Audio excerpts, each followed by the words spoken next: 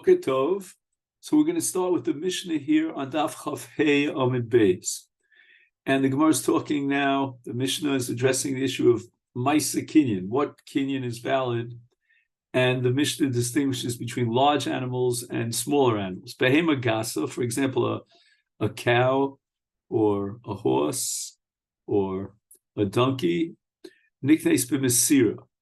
It means that you can hand over the reins of the animal, or sometimes they used to grab the animal by its hair and pass it over to the kona, and it's chal. And here we have a sheet of Rashi that what the Mishnah has in mind is that a behema gasa can only be acquired through mesira, as opposed to meshicha, because ain't darka laholicha lefonav.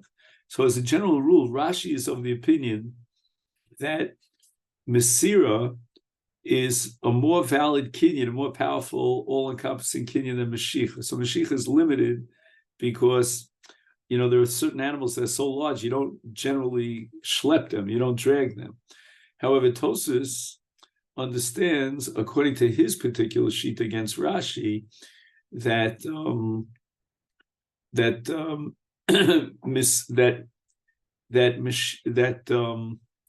it's more than just the fact that ain't darka laholicha. Even if it would be darka laholicha, Tosfos says that still there would not be a valid kinyan meshicha with regard to behema gasa. So the nafkamina right now between Rashi and Tosfos is in a situation where it would be darka laholicha in a behema gasa. Rashi would say it's a valid kinyan, and Tosfos would not.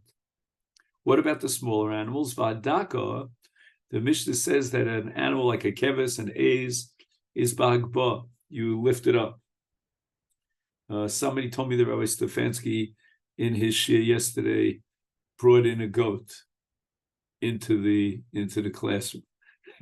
Anyway, so now we're talking about a kinyan hagba. Now these smaller animals you could lift up, and therefore you could be kona b'hagba. However, Rashi once again says, but ain't darka lo licha lefonav, and therefore meshicha is not a valid kinyan. And all this is divrei Rabbi Meir for Rabbi Eliezer. Chachamim omrim, the dissenting view of the Chacham is that behema daka niknes b'meshicha, that smaller animals you can drag, and by dragging them through meshicha, you kona them. There are other options here of meshicha. You don't have to drag the animal physically. You could also hit the animal with a stick, or you could call the animal and the animal moves. As long as you get the animal to move along, that's a kinyan meshicha. The Gemara says, Darash Rav, where did the drush of Rav take place? Be Kimchunia, in a city called Kimchunia. Behema gasa niknes b'meshicha. Now, this is against our Mishnah, because our Mishnah is established that behema gasa niknes b'mesira. And the way we saw it in Rashi and Tosfos, it means mesira and not meshicha. So Ashkechinu Shmuel Talmidei de Rav, after the drush of Rav was already delivered, Shmuel meets up with the Talmidim of Rav, and V'yomer lahu mi yomer Rav, and he asked them, is it true that the rumor has it that Rav made a statement that behema gasa niknes b'meshicha? And how could that be so? Vanan b'mesira tanan. Our Mishnah says b'mesira, not b'meshicha. And Rav nami b'mesira omar. Now, even Rav himself says Shmuel, I heard it from him, and apparently he said it time and time again, that the animal, which is a larger animal called the behema gasa, is niknes b'mesira, like our Mishnah. So Hadar Be'mihahi, Shmuel asks the Talmidim, did Rav, rescind and retract his original statement that the kinyan that's appropriate for a behema gasa is not meshicha, but rather mesira? And the Gemara answers, Hu diomar ki haitan Rav, when he gave his drasha in Kimchunia, he was relying on a different shita in the Tanoim that maintains that a behema gasa niknes b'meshicha. This time we learned in the Brisa, v'chachamim omrim zo v'zo, whether it's a small animal or a larger animal, niknes b'meshicha. So we see here that the Chachamim, validate a kinyan Mashicha in a behema gasa. And that's what Rav said when he taught his Drashim Kimchunia. Rabbi Shimon Omer zu v'zu, whether it's a large animal or a small animal, is b'agba. The only kinyan that operates is a kinyan agba. So as it turns out, we have 4 different shitos here. According to Rabbi Meir and Rabbi Eliezer quoted in our Mishnah, a behema gasa is niknes b'mesira. A small behema, a behema daka, is niknes behagba. The Chachamim disagree in our Mishnah and reject Rabbi Meir and Rabbi Eliezer. They hold that a behema gasa, it's true, is niknes b'mesira, but a behema daka, not b'agba, but rather b'meshicha. Now we have the Chacham of this brisa that whether it be a behema gasa or a behema daka, it's always niknes b'meshicha. And then we have Rabbi Shimon in the brisa who holds whether it's behema daka or behema gasa, it's only niknes b'hagba. And Rav's drasha would reflect the sheet of the Chachamim quoted in the brisa that behema gasa is niknes b'meshicha. Maskifla Rav Yosef elameata pil. Rabbi Shimon holds that the only way you could be kona behem is through Mashicha. Through Hagbah. So how are you going to lift up an elephant? Is Rabbi Shimon b'mei yikne? Omelei Abaye says b'chalipin einochinami. There's no possibility of kinyan Hagbah in an elephant. You only have the possibility of doing a kinyan chalipin. Inami, another possible way of being kona an elephant is bisokres makomo. You could be kona through chatzer, meaning what you could do is you could rent a piece of land which is underneath the legs of the elephant to the kona, and once the kona has a kinyan schirus on the land below the elephant, he can now be kona the elephant through chatzin.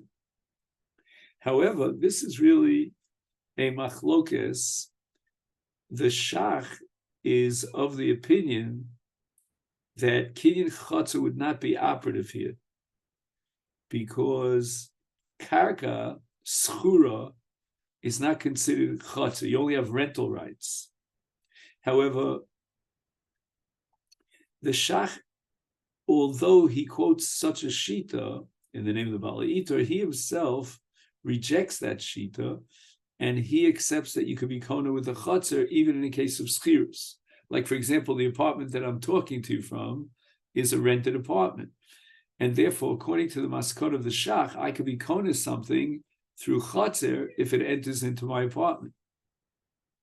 Rabbi Zeir Omar, I have another option, another alternative to be kona on an elephant, maybe arba kelim, meinicham tachas raglav. In other words, you could be kona through chatzer midin kelim, because kelim shel adam konim lo kechatzero, and therefore if he puts the 4 legs of the elephant into 4 kelim, then he's kona bekinyan chatzer. Now the problem is that the elephant is situated in the rishus of the makne, of the mocher. Now, even though the kona now has 4 kelim under the elephant, but that depends upon a major machlokas, which appears in Bava Metzia, whether or not you could be kona bekelov, whether the loker could be kona in his kelim b'rishus hamocher.